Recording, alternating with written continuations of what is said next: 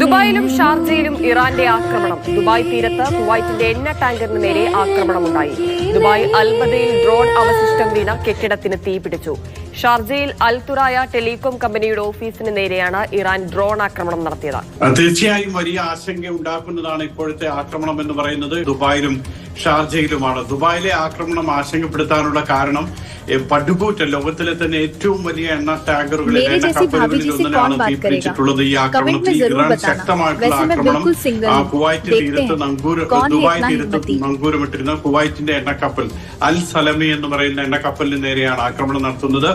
ഈ കപ്പൽ ഏതാണ്ട് ഒരു 332 മീറ്റർ നീളവും 60 മീറ്റർ വീതിയുമുണ്ട്. ഏതാണ്ട് 3,19,000-ത്തിലധികം ടൺ എണ്ണ സംഭരിക്കാൻ ശേഷിയുള്ളതാണ് ഈ ടാങ്കർ. അതിനാണ് തീ പിടിച്ചിരിക്കുന്നത്. ആക്രമണ സമയത്ത് 24 ജീവനക്കാർ ടാങ്കറിൽ ഉണ്ടായിരുന്നു.